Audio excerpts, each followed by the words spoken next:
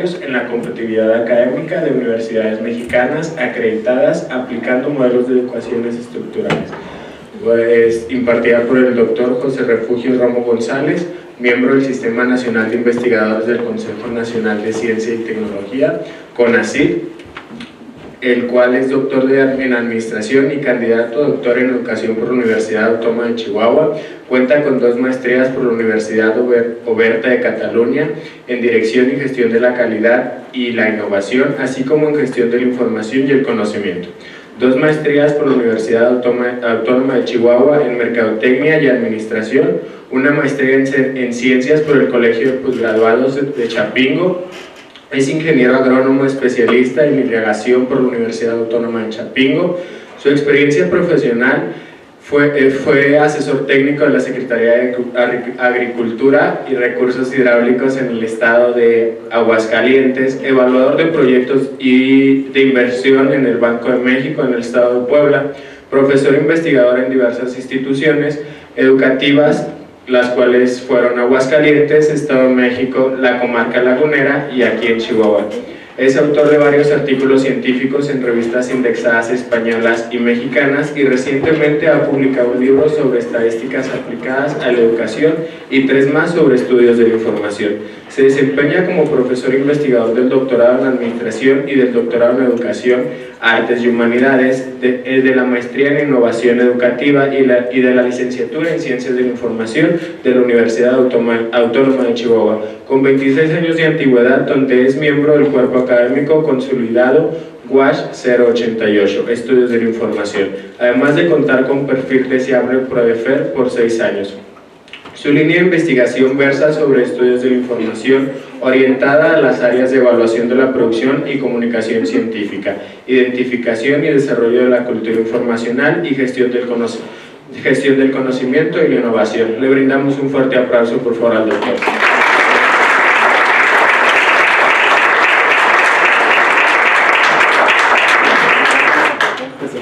Bueno, yo voy a omitir el uso del micrófono. Primero que nada, buenos días y agradeciéndoles la presencia en esta charla. Es parte del último trabajo que hicimos como Cuerpo Académico de Estudios de la Información.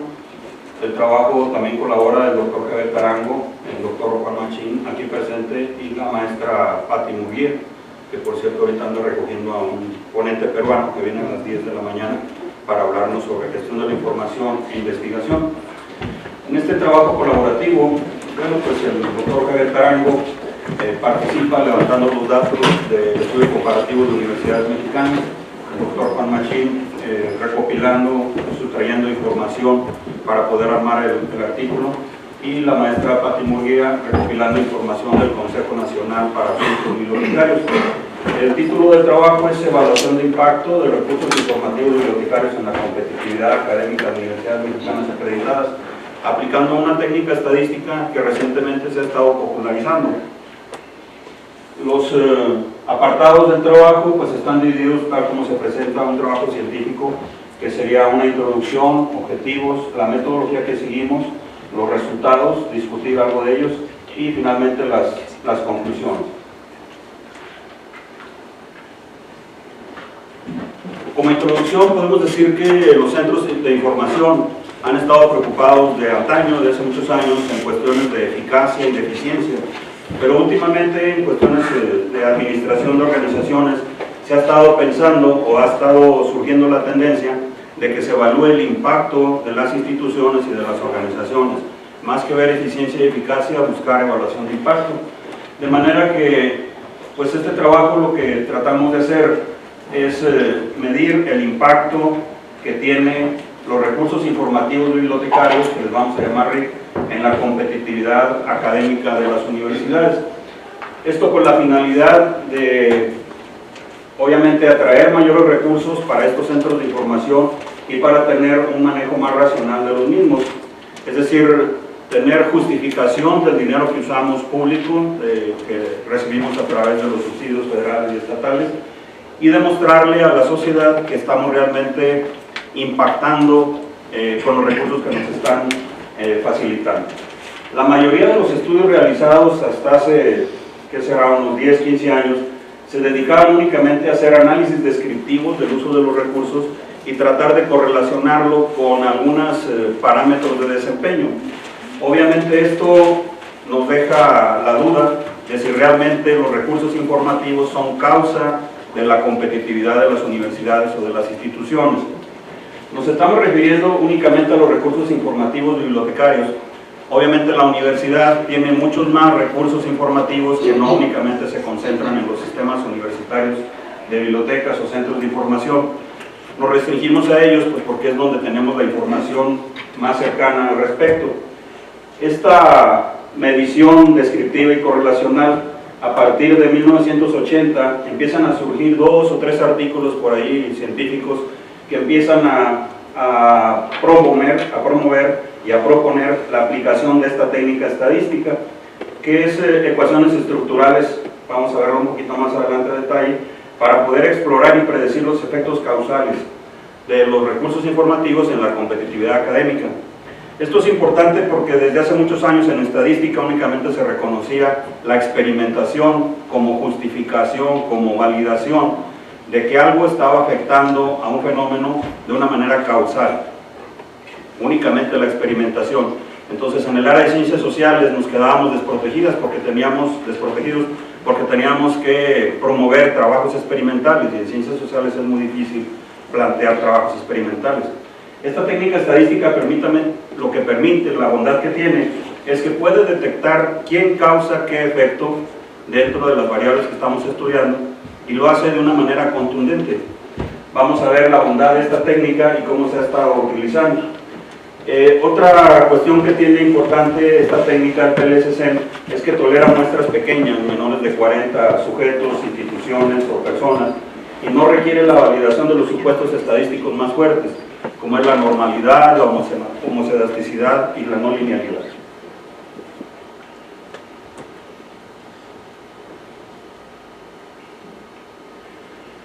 Estas son algunas de las cosas que le estaba comentando. Si el análisis PLS-SEM, por ejemplo, empieza a surgir en 1980, tenemos 2 o 3 trabajos nada más por año.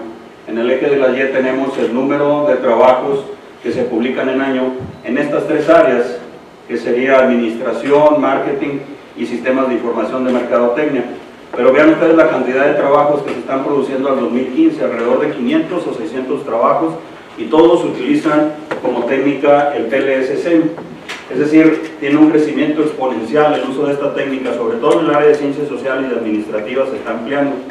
En el área de ciencias de la información, este es uno de los primeros trabajos que se presenta a nivel mundial. También, otra de las cosas que está facilitando el uso de estas técnicas es que hay un autor muy reconocido a nivel mundial, Jair, que tiene 2 textos. Este es el texto básico y hay un texto avanzado que lo acaba de publicar en este año, y eso hace que haya literatura accesible. Curiosamente ha sido traducido a más de 10 idiomas, menos al español, entonces pues obviamente hay que empezar a pugnar para que se haga la traducción al español, pero es un inglés muy técnico, fácil. Otra de las cosas que ha facilitado el análisis PLS-SEM es la aparición de software, en este caso de acceso abierto, que es el lenguaje R. El problema que tiene aquí pues es hay que programarlo, y lenguajes de tipo comercial, pues obviamente por ejemplo el Smart PLS, que es el que utilizamos nosotros, cuya licencia cuesta 400 euros por año.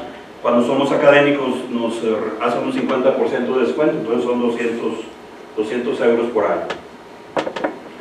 Este trabajo se presenta como producto de la carrera de Ciencias de la Información y de este cuerpo académico.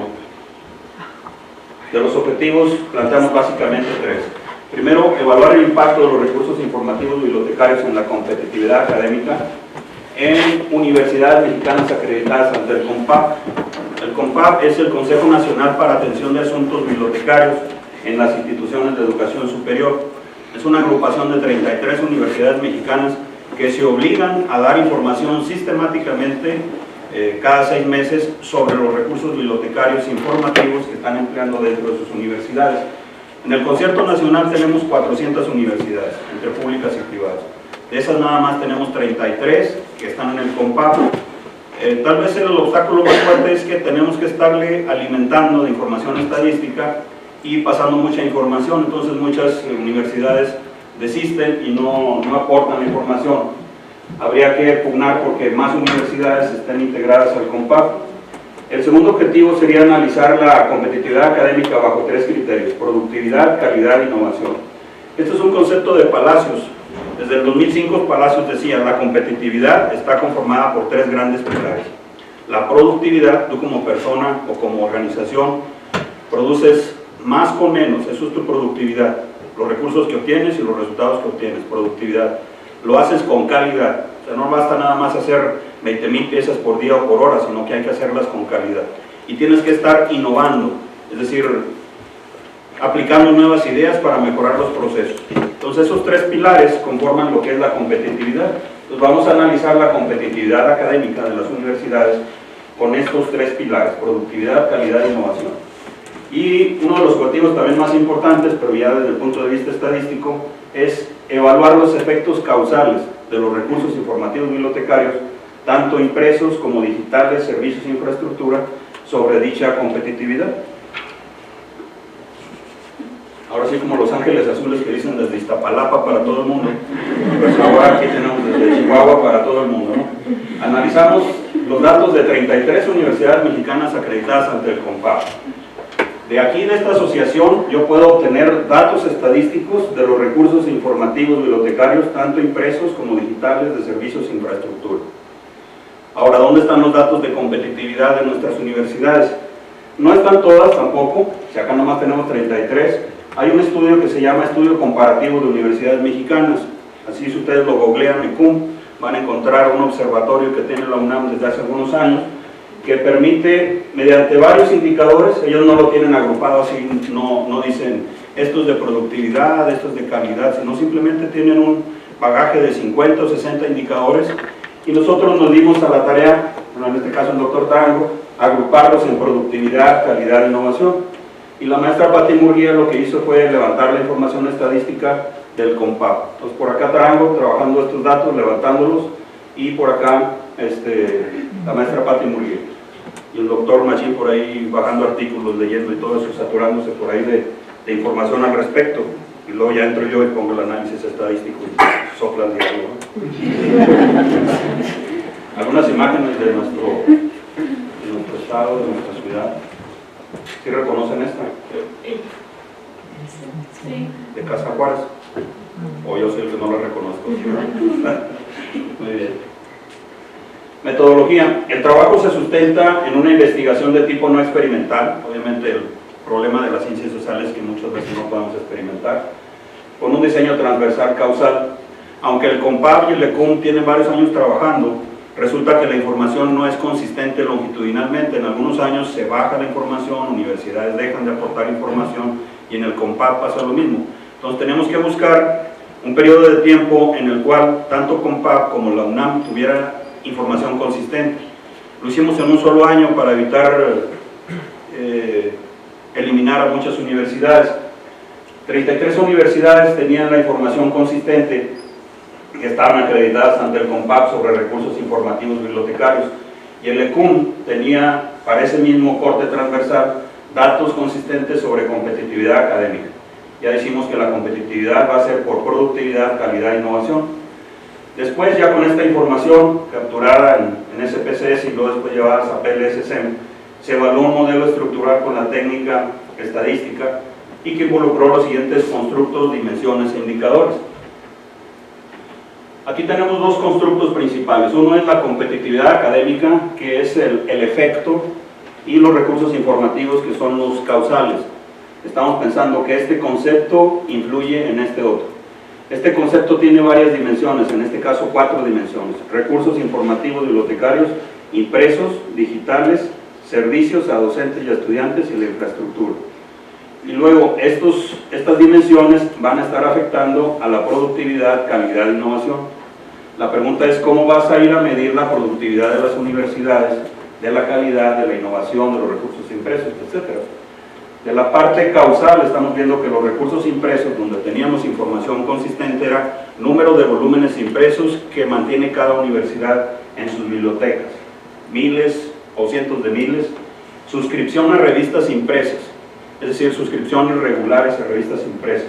¿A cuántas bases de datos está suscrita la universidad, ya sea en Conrecit o por fuera de Conrecit? En servicios, ¿cuántos usuarios docentes atienden tus bibliotecas? ¿Y cuántos usuarios alumnos atienden tus bibliotecas? Y la infraestructura es en metros cuadrados. ¿Cuántos metros cuadrados tenemos en nuestros centros de información universitaria? Estas variables son causales y estos son variables de efecto o de respuesta. Tenemos en productividad alumnos atendidos. Obviamente no podemos comparar una universidad que trae 50,000 estudiantes contra una que trae 200 estudiantes sin hacer la correspondiente ponderación, que puede ser por cada 100 profesores o por cada 1000 profesores, dependiendo del número o la magnitud de los números. Artículos publicados, artículos científicos publicados en revistas indexadas, revistas editadas por la universidad. Por ejemplo, aquí la Universidad Autónoma de Chihuahua tiene una sola revista científica, que es Tecnociencia. Todavía no está dentro del padrón de las revistas CONACYT. Pero obviamente, por ejemplo, la UNAM tiene alrededor de 140 revistas editadas científicas, 140. Entonces, eso es lo que estamos midiendo ahí. La calidad, ¿cuántos cuerpos académicos tenemos en el PRODEP? En grado de consolidación, consolidados y en formación.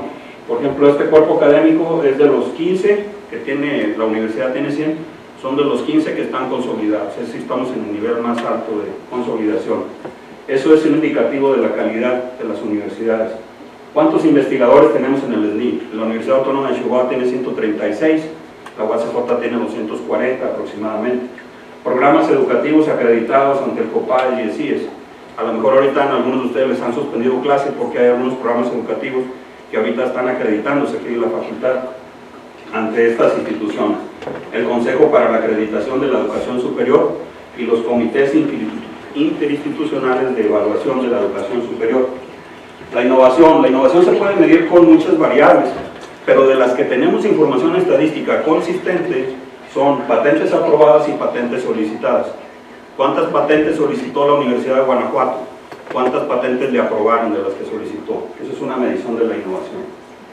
Bueno, básicamente estos son los constructos y lo que queremos establecer es lógicamente que este constructo influye en este otro.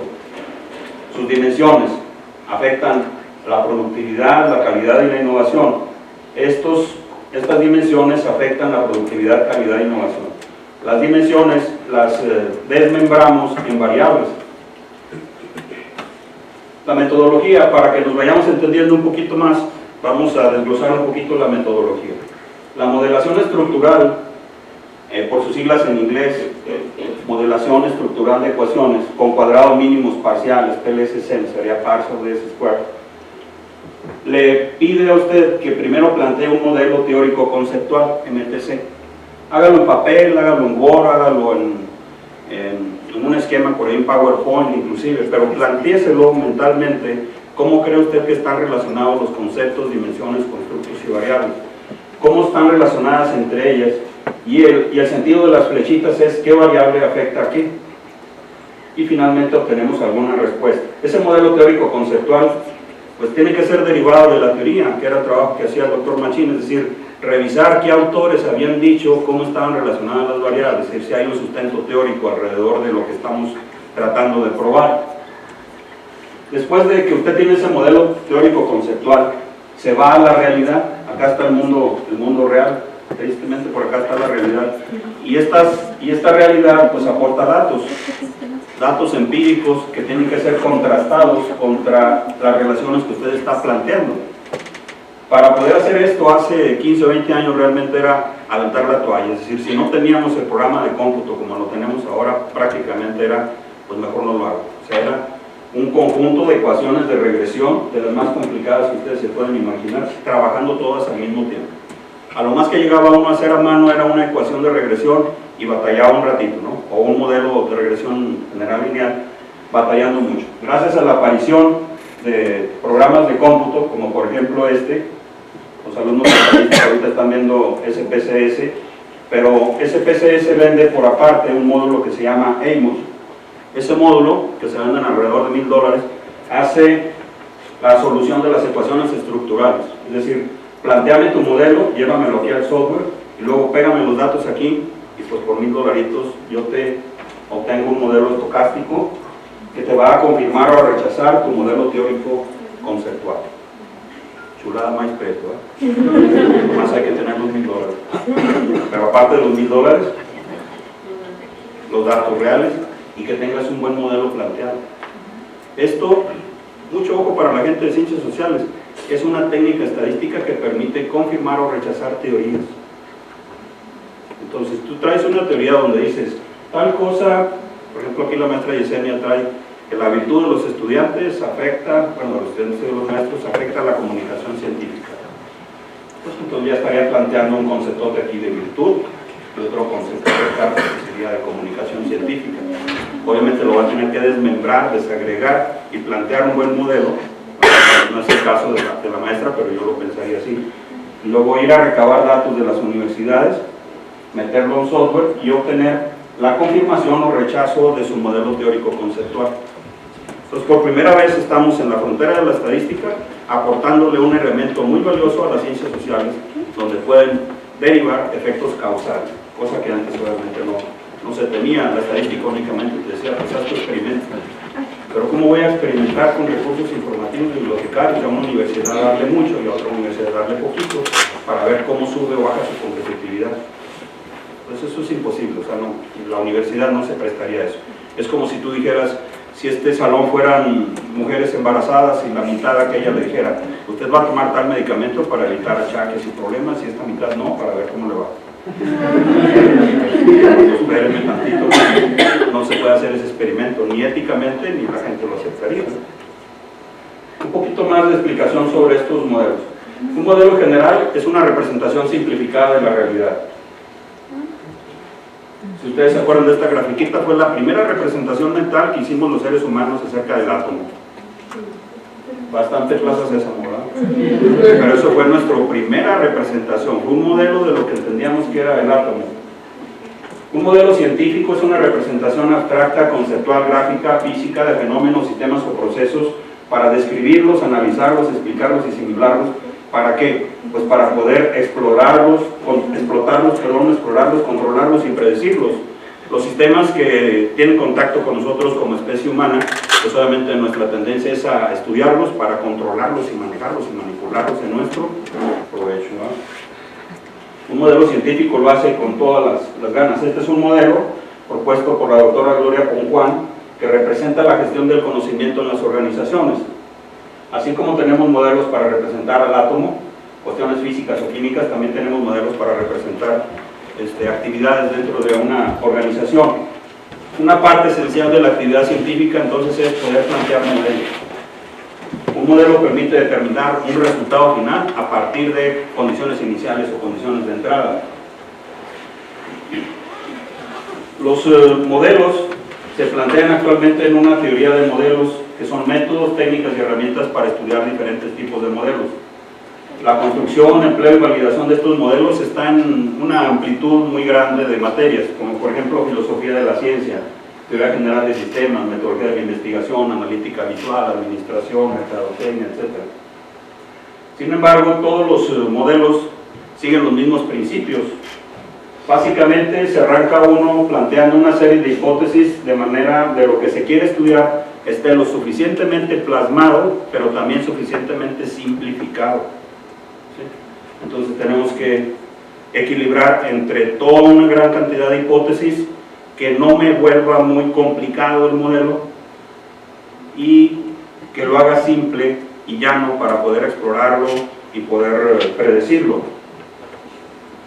Las partes generales de un modelo, pues por ejemplo este es un modelo de satisfacción del cliente. Por ahí un mercadólogo se pone a pensar que este cliente queda satisfecho en cuanto recibe una cierta calidad en el servicio. El cliente suelta un dinerito por un producto o un servicio, mide consciente o inconscientemente la calidad del producto a través de estas dimensiones: precisión, respuesta, confianza, empatía y tangibilidad. Este es un modelo que es afectado por factores situacionales y factores personales. No es lo mismo un viejito o un jovencito comprando algo, y no es lo mismo hacerlo en Chihuahua que hacerlo en Manhattan, por ejemplo. Entonces este es un modelo muy sencillo. Vean que es que lo hicieron en PowerPoint con algunas figuritas, pero esto ya es el pie, o el pie del modelo, por así decirlo, un modelo teórico conceptual que después lo podemos llevar a probar. Las reglas de representación es básicamente que tengas bien representadas tus entradas y tus salidas, que interpreten los efectos de las condiciones iniciales sobre la realidad física o social que estás estudiando. Debe haber una estructura interna del modelo que refleje muy bien la correspondencia determinística o no entre las entradas y las salidas. Hay algunos tipos de modelos que son de interés para los científicos. Por ejemplo, los modelos físicos es una representación a escala de un objeto o fenómeno, maquetas y prototipos.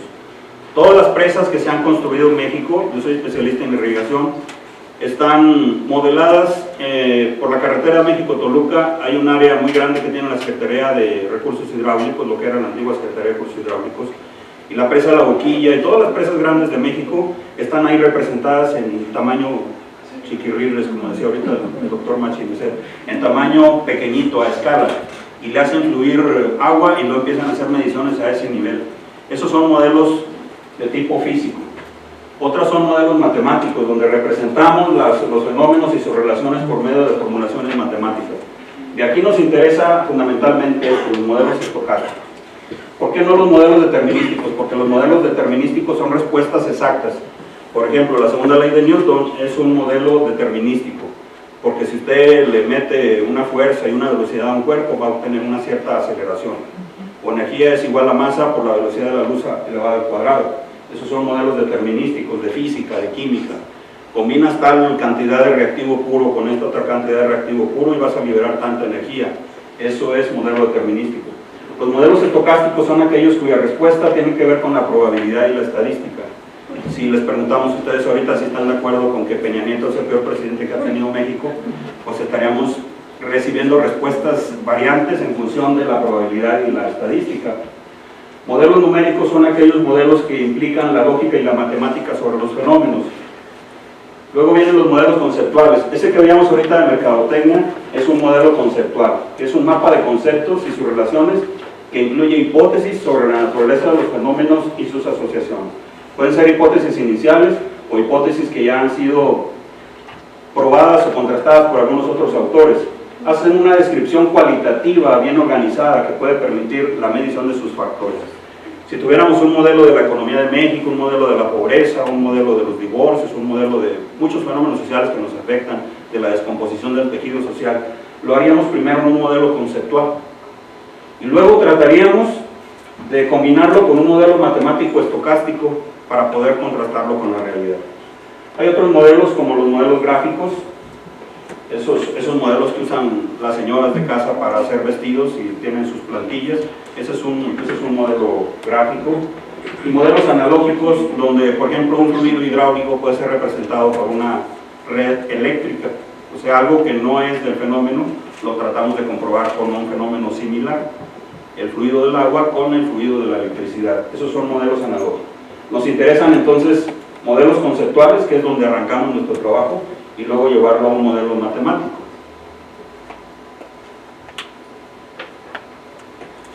Precisamente los modelos de ecuaciones estructurales son modelos que arrancan de un modelo conceptual y luego con los datos reales tratan de llevarlo a un modelo estocástico.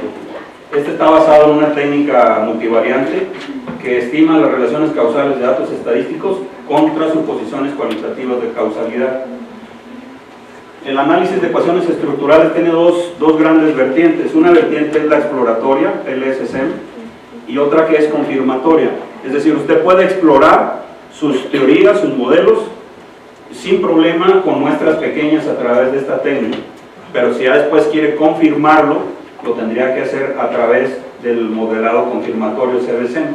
Este está basado en cuadrados mínimos parciales y este está basado en covarianzas. Con ello se puede poner a las teorías a prueba. El PLSSM, como dijimos, es exploratorio y predictivo, utiliza muestras pequeñas, menores a 40 sujetos, organizaciones, animales, etcétera, lo que usted quiera estudiar, y sin supuestos estadísticos fuertes. Ya cuando va a ser confirmatorio necesita muestras grandes, de 100 a 200 individuos, sujetos o personas o instituciones, y los supuestos estadísticos nadie se los quita. Los datos tienen que ser normales, tienen que presentar homogeneidad de varianzas y no tienen que ser colineales.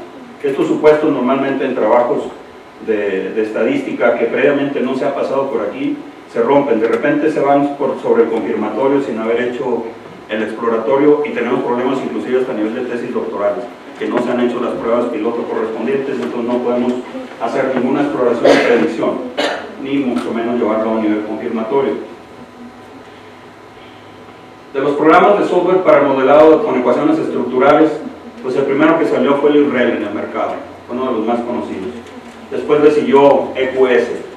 Después entra SAS, que es la mamá de los pollitos en análisis estadístico, SAS, Statistical Analysis System. Después llegó OpenMX, que no tiene nada que ver con México. Luego el Stata. Este se utiliza para cuestiones del área de la salud y ya tienen sus sistemas de ecuaciones estructurales. El M+, y dos muy interesantes, el Smart PLS, que lo producen los alemanes, y el AMOS, o AMOS de los norteamericanos, de IBM. Estos dos son los que estamos trabajando. Todavía no hay uno que integre todo, es decir, que tenga el exploratorio y el confirmatorio al mismo tiempo. No sé si sea por cuestiones de ventas, pero el caso es que tenemos que agarrar un software para el exploratorio y otro para el confirmatorio. El exploratorio, usamos el Smart PLS de 200 euros por parte de los alemanes, y el confirmatorio, el AMOS, con $1,000 por ahí. Aparte tienen que comprar el paquete básico, que es el SPSS. Aquí en la Facultad de Filosofía y Letras, el doctor Fidel González tiene compradas 2 licencias del SPSS, entonces ya no hay tanto problema por la cuestión de las licencias. Y el Smart PLS lo compró el posgrado, tiene 2 licencias de Smart PLS y está libre. La tristeza es que a veces se vence el año y no hay quien lo use. Entonces pues hay que aprovechar esto, ¿no? El perdido para ir a conocerlo y picarle ahí a ver qué hace el paquetito, ¿no? Empezamos con esto, mire, tan sencillo, así como decíamos de Plaza Sésamo. Empiece a plantear sus esferitas y cómo esta esferita le impacta a la otra esferita. ¿Qué tenemos aquí? Los recursos informativos. ¿A quién impactan o a quién le pegan? A la competitividad académica de las universidades. Así empezamos nuestros modelos teóricos conceptuales. Así los empiezo yo. Es decir, yo no empiezo con un modelón que parece una araña desparramada, quién sabe nada. Empiezo con bolitas y empiezo a decir, esta bolita afecta a esta otra bolita. No le hace que me vea como, ¿cómo se llama lo de Plaza Sésamo? Como Elmo, ¿verdad? Queremos llevarlos a ecuaciones estructurales y llevarlos hasta Smart PLS. Obviamente el Smart PLS, cuando uno lo empieza a trabajar con esferitas y con cuadritos y con flechitas, pero eso lo tuviste que haber trabajado primeramente en papel. Obviamente dentro de las etapas de las evaluaciones, pues ya empieza un poquito lo que a veces aleja a la gente. Tienes que plantearte un modelo conceptual, un modelo de investigación, el planteamiento de todas tus hipótesis entre los constructos y las variables, diseñar los instrumentos de medición para ir a recogerle los datos a la realidad, variables observables contra latentes. Hay un conjunto de variables que no puedes observar, pero que están ahí afectando. Por ejemplo, la talla. La talla tú no la puedes observar directamente, sino que lo haces indirectamente a través del peso, la estatura, la cinturita que tiene la personita, y así sucesivamente. Es decir, la talla es latente, mientras que lo observable es el peso, la estatura, la cintura, etc. Entonces los fenómenos, cuando tú dices pobreza, pues no puedes ir a medir directamente la pobreza, pero sí puedes ir a medir, ¿tienes piso de tierra o de cemento en tu casa? ¿Tienes acceso a agua potable o no? ¿Tienes un baño, 2 baños o no tienes baño en tu casa? Y sucesivamente con esos indicadores medimos la pobreza, que es una variable latente. Recolectamos los datos institucionales, obviamente de las universidades que traíamos trabajando, y luego ya nos metimos al análisis de los datos con Smart PLS 3.0. Fíjense cómo son los alemanes. La versión 2.0 la puedes usar gratuitamente. La bajas y la trabajas. Entonces, y no te piden más que dame un correo real. No es el de panchita.com. O sea, dame un correo real donde yo sepa que estás ahí. Y cada 2 meses te voy a mandar una licencia gratuita para que estés utilizando la versión anterior de la que yo sí cobro. Entonces, si usted quiere la versión 3.0, pues ya está listo con sus 200 euros. Es la versión más avanzada. Y si no, pues utiliza la versión atrasada y no le cobran absolutamente nada, es gratis. Y gratis, pues hasta las puñaladas, ¿verdad? ¿Qué hacemos? Bueno, aquí le pedimos al doctor Jerónimo y al doctor Barrera que nos presten sus versiones. Nosotros no hemos pagado por la licencia porque utilizamos la versión inmediatamente atrasada. Somos un poquito más listos que ellos y nosotros no pagamos los 200 euros. Pero ya cuando necesitamos hacer algunas cuestiones finitas, pues entonces sí les pedimos, a ver, déjame usar tu versión, pero nada más para ciertas cosas que tiene de avanzada.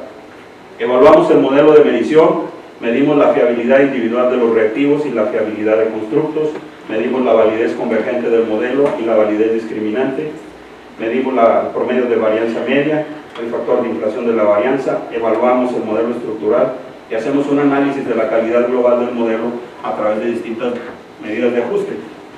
Aquí, pues sí se requiere un estadístico, o sea, alguien que haya llevado estadística. Aquí necesitamos alguien que nos ayude. Entonces el cuerpo se combina muy bien porque cada quien hace su tarea y luego, como les digo, llego yo y soplo ahí.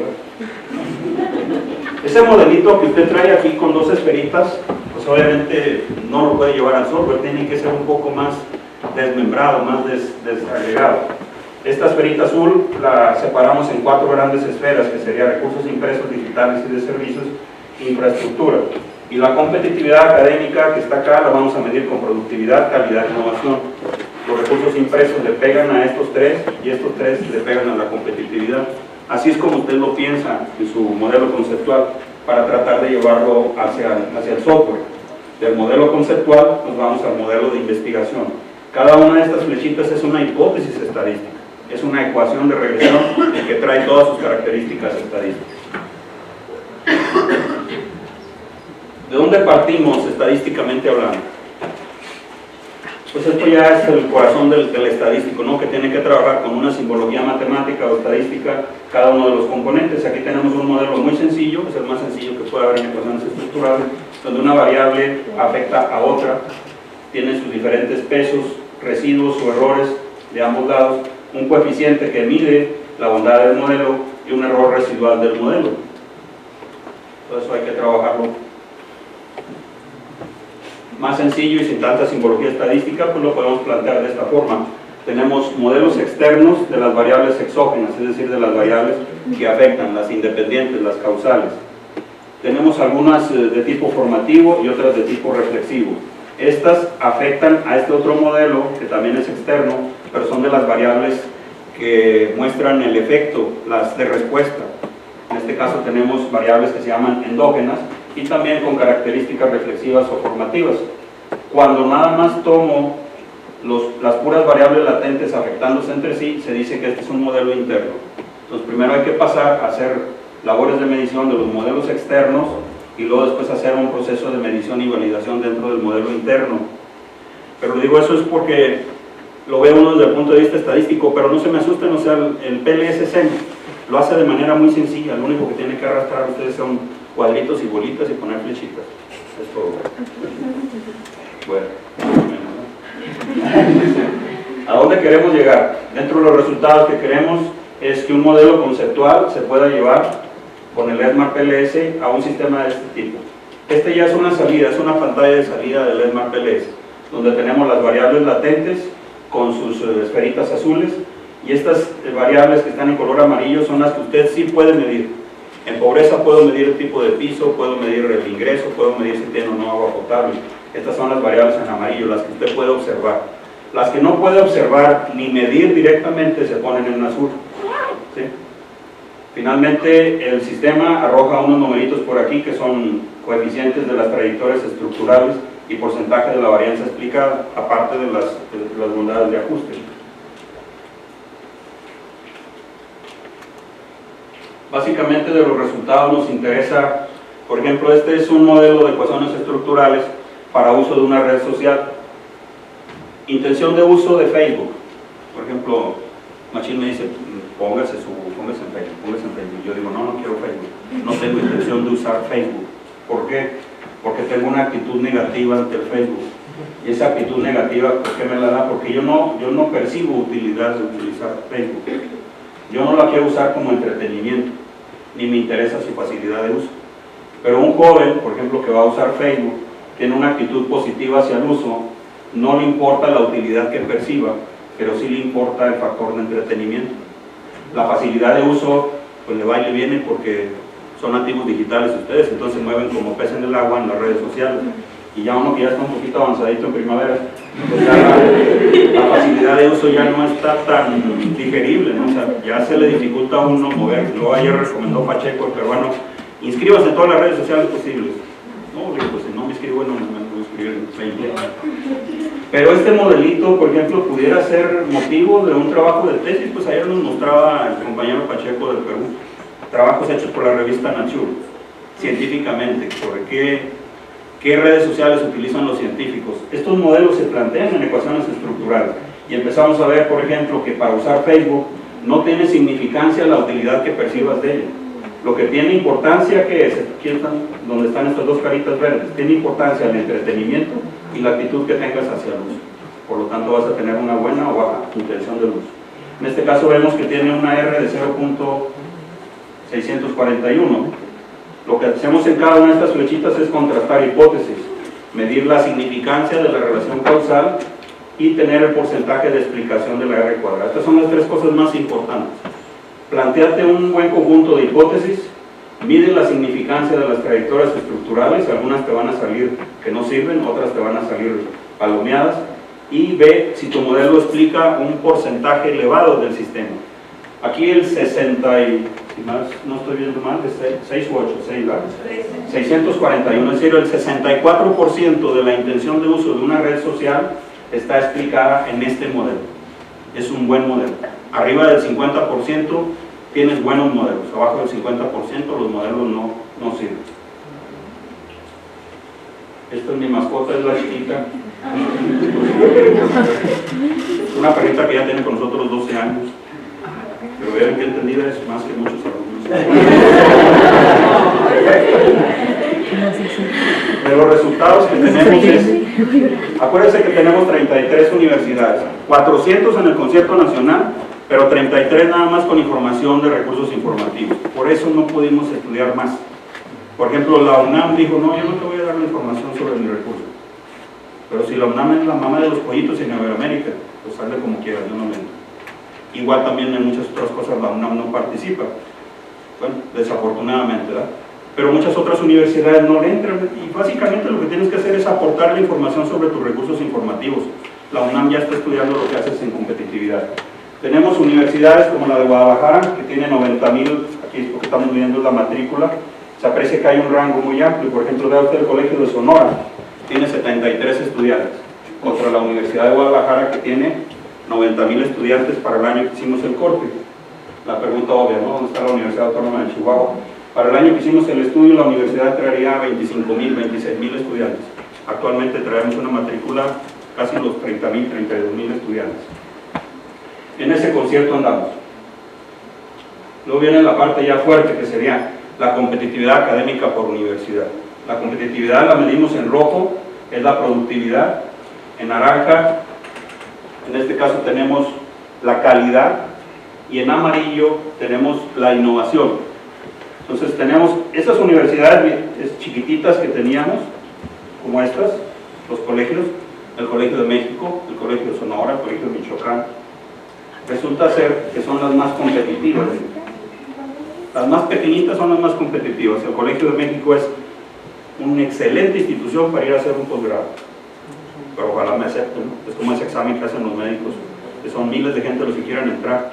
Estas universidades pequeñitas son muy buenas. El Colegio de México tiene 184 puntos de competitividad. Todo esto está ponderado y relativizado.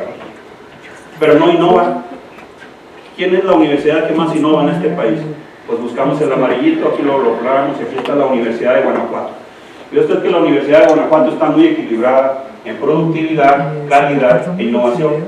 ¿Quién más innova? Pues tenemos la Universidad de Colima, la Universidad de Yucatán, la Universidad de Nuevo León. Esta rayita que marca aquí los 50 puntos me dicen, estas son las mejores universidades de México, las más competitivas. No importa si seas chiquita o seas grandota, como estamos ponderando los resultados, pues aunque sea chiquita y haces bien las cosas, estamos del otro lado. Y luego vuelvo a preguntar acá a Rodrigo, ¿y dónde está nuestra universidad? Pues estamos por abajo de los 50 puntos, somos de la pelusa. Las buenas en México, ¿quiénes serían? Pues los colegios, ¿verdad? Pero esos son costales aparte. Si buscáramos a la UNAM, que no quiso participar en este estudio, no es que no haya querido, sino que no tenía los datos. Entonces, por más que le pedíamos y le insistíamos, perdón, tus datos, pues nunca llegaron los datos, entonces pues, se quitaron a un lado. Nombres que ustedes ya conocen, por ejemplo, la Universidad de Guanajuato, la Autónoma de Yucatán, la de Nuevo León, Luego algunas rascándole por ahí, la Universidad de Baja California, la Veracruzana, la de Colima. Y el resto, bueno, pues están por abajo de 50. Obviamente, algunas universidades, estas que están por abajo de 50, no tienen innovación. Entonces, si ahorita nos está diciendo el Consejo Nacional de Ciencia y Tecnología que innovemos, y el gobierno federal nos está diciendo que innovemos y que innovemos, pues obviamente las universidades mexicanas no son favorecidas por este tipo de trabajo. Resultados: lo que se hacía hace 15 años, agarrábamos un recurso informativo, como por ejemplo bases de datos, lo metíamos en el eje X, yo suponía que era la variable causal, y luego la respuesta la metíamos en la competitividad, como variable Y. Y sacábamos estos diagramitas de dispersión para ver si estaban asociados las bases de datos con la competitividad, pero teníamos que hacerlo de uno por uno, y luego no sabíamos si era causa o no, nomás sabíamos que estaban asociadas. Aquí vemos que hay una correlación significativa y con un nivel alto entre las bases de datos y la competitividad. Vamos ahora a lo que hicimos en nuestro trabajo, el modelo estructural. Acuérdense que nuestro modelo conceptual traía los 4 recursos informativos, pegándole a la productividad, calidad e innovación, y estos a la competitividad. Planteamos nuestro modelito estructural y ya empieza a complicarse ahí la cosa, pero gracias a la presencia de PLS-CEN, resuelto con ESMAC, pues podamos empezar a ver. Estas variables que están en amarillo son las que yo sí puedo medir, y estas son las que no son observables, son latentes, pero que se miden a través de estas otras, y luego las relaciones que planteamos. Ven ustedes cómo adentro de cada esfera me plantea la varianza que se explica con el efecto de las variables causales.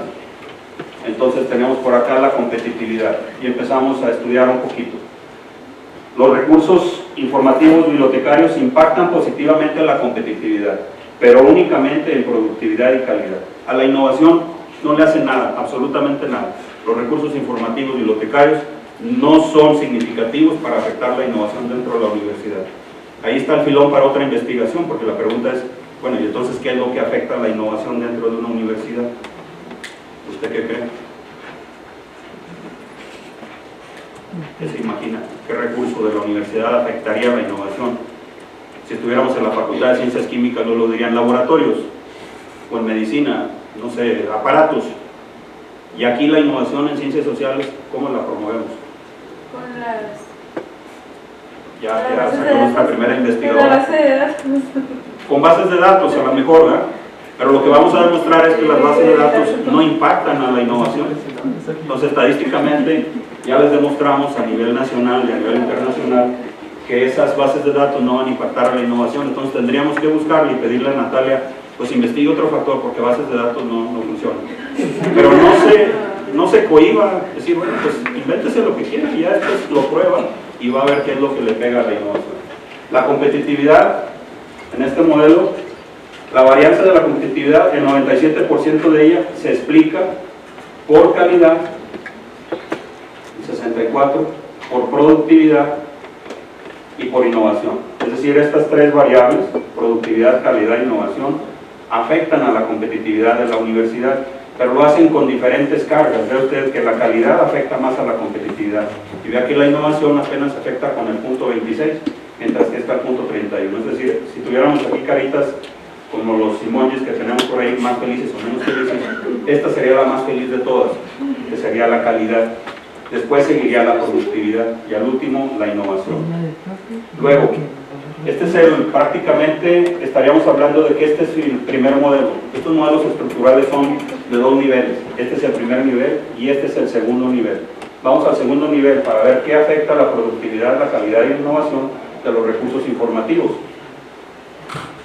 Ahí tenemos el 93% de la varianza de la productividad es explicada por los recursos informativos. Con eso justificamos plenamente el uso de los recursos informativos en las universidades, porque el 93% de su productividad está afectada en su variabilidad por estos recursos. Pero para la innovación ponemos una tachota. Pero ya con el dato duro, solo el 1.4% de la innovación en una universidad es afectada por los recursos informativos. Entonces ni se le ocurra ir a decir al rector que le suba los recursos informativos para subir la innovación, porque no le pega, no le pega. Tendría que buscar otros mecanismos, motivos de investigación. Estrellita para nuestros recursos informativos. ¿Quién pega más estadísticamente hablando? No es mi gusto, no es mi predilección, son datos duros levantados de 33 universidades y varios modelos de este tipo. Una sola estrellita para los digitales. Y esto va creciendo. En algunas universidades los digitales ya tienen 3 estrellitas y los impresos apenas tienen 1 o 2. Es decir, los recursos impresos están disminuyendo su importancia. Servicios e infraestructura. La infraestructura, metros cuadrados, es decir, no hagas bibliotecototas grandototas. Eso no le impacta muy pobremente a estos parámetros. Y servicios no tienen nada que ver con la calidad, productividad e innovación dentro de una universidad. A veces nos critican aquí a los profesores porque no vamos a la biblioteca o porque hay pocos alumnos en la biblioteca, pero eso está demostrado estadísticamente que no le pega a la calidad y la productividad y la innovación dentro de una universidad. Este es el modelito estructural que se probó. Y aquí pasamos ya a las conclusiones. Los resultados mostraron que algunos de los recursos informativos impactan positivamente a la competitividad académica, productividad y calidad, más no a la innovación. Segunda conclusión, los recursos informativos bibliotecarios de efecto significativo y con efectos fuertes son el número de volúmenes y revistas impresas. Estos son universidades mexicanas que pertenecen al CONPAR. Les digo, esto se está transformando, pero aceleradamente. Los recursos impresos están dejando paso a los recursos digitales, pero bajo las condiciones que estamos actualmente dentro de nuestras universidades, los RIM significativos y con efectos moderados son los digitales. Universidades como la de Arizona, como la de Texas inclusive, ya se mueven más con recurso digital que con recurso impreso. Con efectos pobres, pero todavía significativos, pero con efectos ya pobres, tenemos a la infraestructura bibliotecaria, es decir, metros cuadrados. No significativos y con efecto nulos, los servicios bibliotecarios a estudiantes y docentes. Es decir, por más que te esfuerces en prestar tal o cual servicio, la gente se va a ir por la libre. Es decir, si le prestas el servicio y casca con lo que quiere el usuario, perfecto, pero lo que se está viendo aquí es que los servicios bibliotecarios tienen efectos nulos sobre la calidad y productividad de las universidades. Un poquito más de conclusiones, es que los indicadores con mayor impacto para explicar la competitividad académica de una universidad es el número de investigadores en el sistema nacional. Eso es lo que le pega más a la competitividad de una institución. Universidad Autónoma de Chihuahua, tienes 136, tienes que hacer un esfuerzo descomunal para aumentar más tu número de investigadores en el Sistema Nacional de Investigadores. Las patentes aprobadas, ¿cuántas patentes tienes Universidad Autónoma de Chihuahua? Pégale a las patentes solicitadas y aprobadas y con eso mejorarás tu competitividad. Esa barrita que tenemos de la Universidad Autónoma de Chihuahua la podemos incrementar, la podemos subir gracias a este estudio que nos está diciendo SNIS, patentes, revistas editadas. Esfuérzate, si nada más tienes tecnociencia, pues saca una por cada área. Tecnociencia es multidisciplinaria, entonces saca una revista científica por cada una de las facultades. Y chucha cuerero, ahorita lo vamos a hacer. Artículos publicados, ahorita la universidad tiene alrededor de 1000 artículos indexados en Scopus, contra 80,000 o 100,000 que tiene la UNAM, o 1500 que tiene el CIMAC, o 1000 que tiene la UACJ. Entonces aumenta tus artículos publicados en revistas de alto impacto. Y luego, mejora el posicionamiento de tus cuerpos académicos. Ahorita de 100 cuerpos académicos que hay en la universidad, solo 15 están consolidados. Entonces es un porcentaje muy bajo, entonces tenemos que apapachar a los cuerpos académicos. No por nada, pero el cuerpo académico en el que estamos somos, los 3 somos SNI, estamos consolidados y tenemos perfil PRODE por 6 años. Entonces no es porque se eche uno crema a los tacos, pero son lo que hace que la universidad camine hacia estándares de calidad y productividad. Los indicadores con menor peso para explicar la competitividad académica es el número de estudiantes atendidos y el número de programas educativos certificados en calidad. Es decir, estadísticamente le podemos llevar esta información a la dirección académica y le podemos decir, mira, todo ese esfuerzo que traes ahorita moviendo a 20,000 maestros para certificar a tus programas, realmente no le pegan a la competitividad, calidad e innovación dentro de la universidad. Si son esfuerzos que hace 10 años, 15 años eran buenos, pero que actualmente ya estadísticamente con este modelo de estas universidades, 33 universidades, vemos que esto no le pega a la calidad. Pégale acá por arriba. ¿Sí? Recomendaciones. El análisis multivariado demostró ser muy valioso para evaluar en su fase exploratoria y predictiva las relaciones causales. Se recomienda ampliamente el uso del ESMARC-LS, es una versión efectiva, fácil de llevar a cabo, y no nada más en el área de ciencias de la información, sino en el área de ciencias sociales. Por allá en el doctorado en administración de la Facultad de Contaduría y Administración, vamos a dar algunos talleres para introducir a los profesores que asesoran tesis doctorales, para que empiecen a meter esta técnica. Y no es que sea gente yo de ventas de ESMARC-LS, pero vale la pena. Y termino con esta frase de nuestro escritor chihuahuense Carlos Montemayor: convertir a la educación en un privilegio de élite y el conocimiento en una patente de propiedad privada no es una evolución de la especie humana, es un retroceso. Y si nos quisiéramos ir un poquito más atrás, pues podríamos citar a Machado, que dijo: en cuestiones de cultura y de saber, solo se pierde lo que se guarda, solo se gana lo que se da. Ayer nos comentaba el compañero Pacheco, que estuvo por ahí, nos comentaba: comparte, no importa que te lo copien, comparte, eso es muy valioso, porque al final de cuentas lo que se comparte es lo que se quiere, lo que te guardas, lo que escondes, se pierde. O como dijo Unamuno también, es detestable esa avaricia espiritual que tienen los que, sabiendo algo, no procuran la transmisión de su conocimiento. Si les gusta la PPT, ahí está jromo@guas.mx, se la comparto, mándenme un email. No le digo que se lo mando por Facebook, pero sí por... Se crea aquí en el cuerpo académico, están subiendo a YouTube los videos de las conferencias y mucho material de las conferencias, pero yo todavía me muevo atrasadamente, entonces por un email. Bueno, pues básicamente esa fue la exposición. Estamos un poquito colgados de tiempo, pero con respecto a la siguiente conferencia, pero acuérdense que empezamos 15 minutos después, ¿no? Entonces, pues aquí el maestro Pacheco nos aguanta un ratito. Y bueno, pues le agradecemos, le damos las gracias al doctor Romo, le hacemos una constancia y un obsequio. Le es una licencia.